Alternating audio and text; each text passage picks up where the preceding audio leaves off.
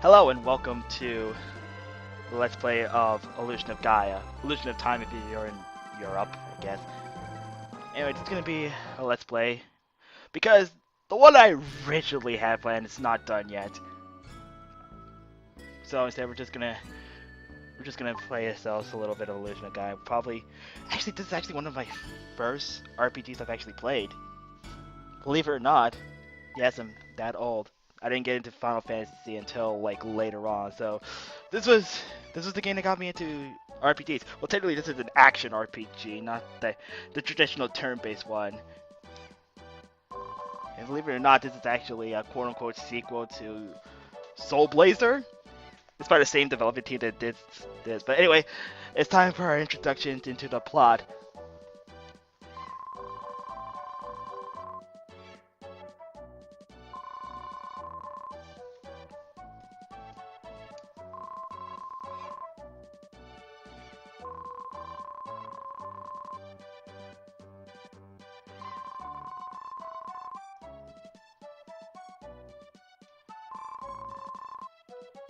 And that's pretty much the spiel. Dad's gone. Somehow, Will made it out alive and back in his hometown.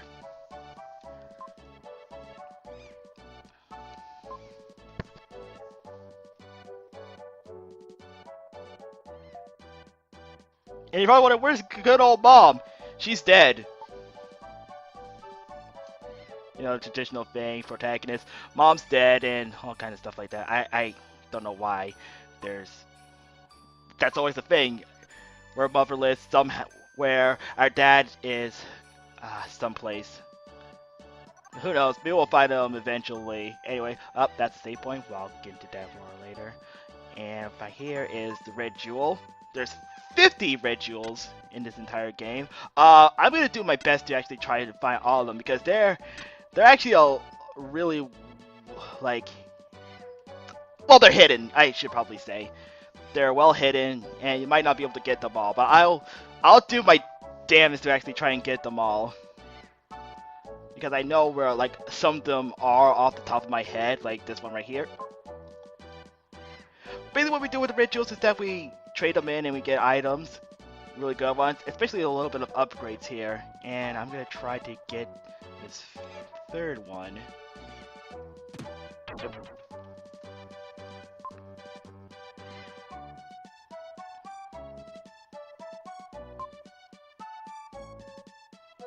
Right, money's fun.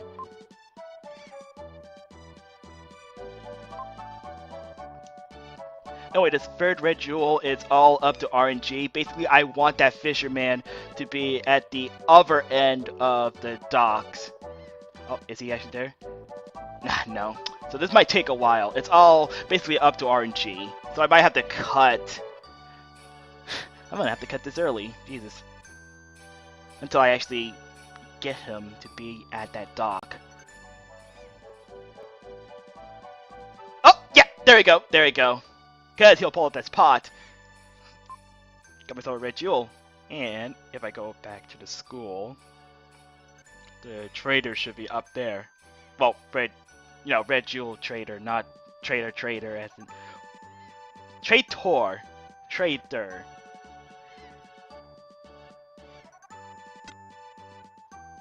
I'm good with words. Oh, almost jumped off there. Train 3 jewels. And I get an herb, which basically heals me. And this is basically the list of stuff I can actually give when I have enough gems. Like Defense Force, Life Force. And don't worry, he's all over the place in this world. In this game. Rather.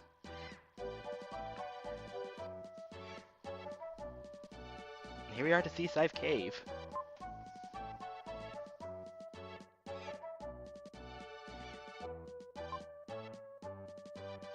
Now, I like this game, but there are some problems with it. Because like any game, like any RPG during the 90s, this game has a translation that is pretty botched. Like, God, how do I explain it? Like, this game is actually told in a narrative through Will's perspective. Like, anytime like that yellowish orange text that pops up, that's basically Will narrating. But sometimes the game will switch between first person and third person during the narration. Like I don't understand it. Sometimes even in the same like dialogue box, it's jarring as hell.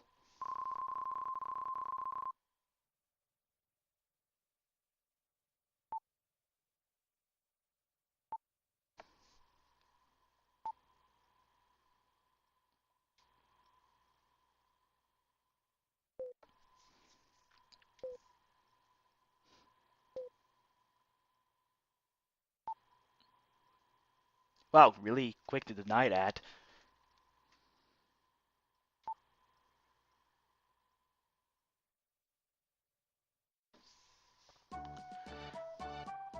That's a little bit of a missing presence, huh?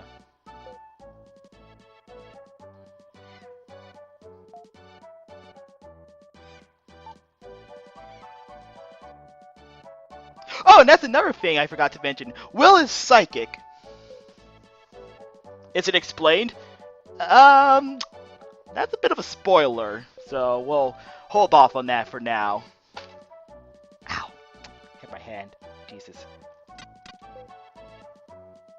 And just by pressing L and R, we'll be able to move this. We'll be able to use telekinesis by just twirling our flute around. And now we do the good old card trick. And pick which one is the ace of diamonds. Sadly, not the ace of spades. It's like a missed opportunity. Maybe in the Japanese version. And it doesn't matter which one you pick because it's automatically... any card you pick up is basically the ace of diamonds.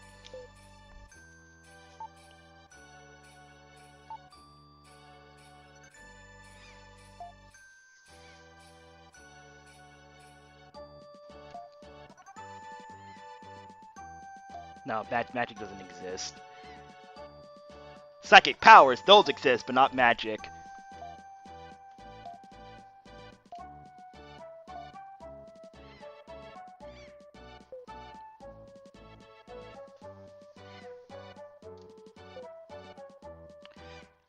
And that's pretty much it. We can just go home.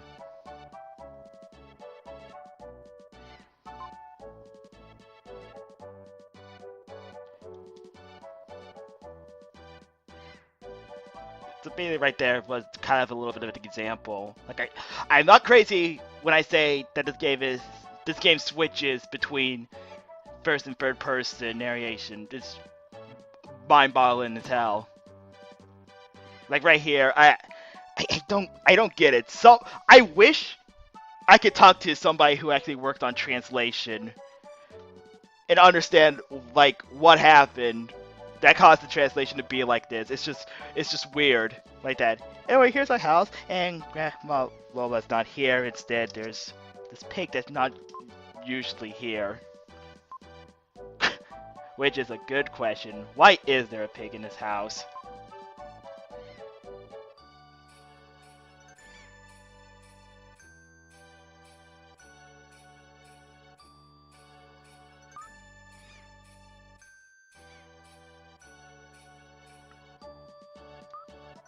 Yes, and what are you doing here? In my house, little girl?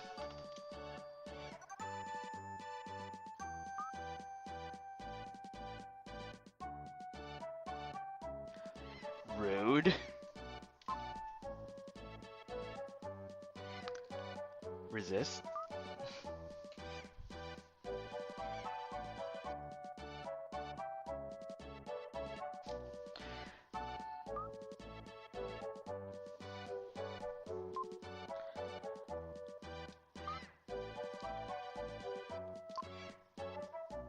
No, he'll come back one day.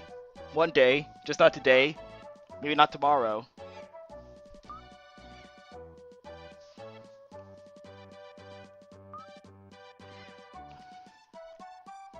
No. Where would I fit a piano in this place?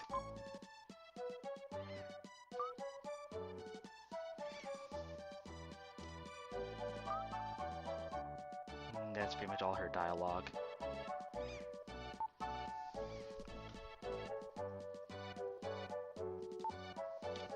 Aww. But I want food. I'm hungry. Will wants food.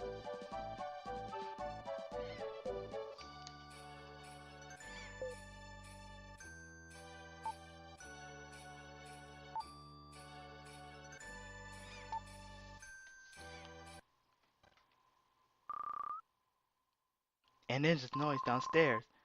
Or a scream. Or noise. Scream noise.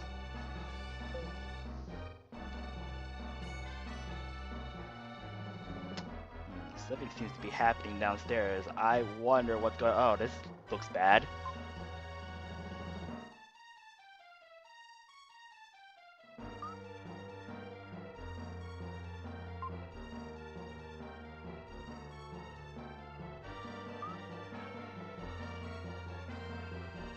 Also, this music you're hearing right now. Get used to it because it plays a lot. I can't remember exactly what it's called. It has a name. Also, ow! I've never been pulled by my hair before, but I imagine that it would hurt like hell.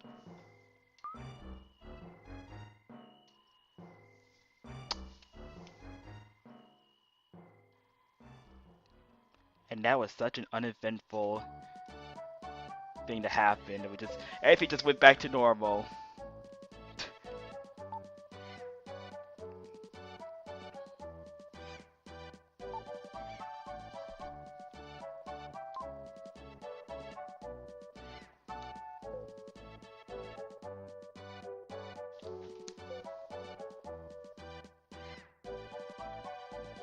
That possibly can't be some foreshadowing going on here.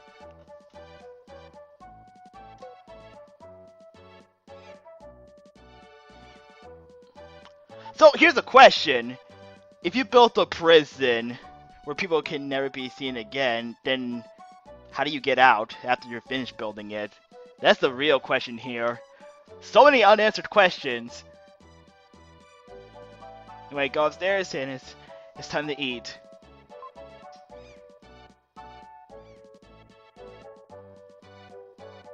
Okay, I think this is a better example of what I was talking about with the translation thing. Here, clearly it's Will talking.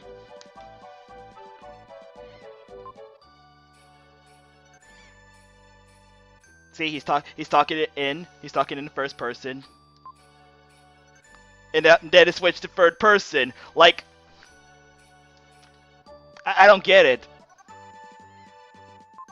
What was proofreading a little bit hard? I'm not dissing anybody who worked on the localization staff. I appreciate it, but like, proofread your stuff before you send it out.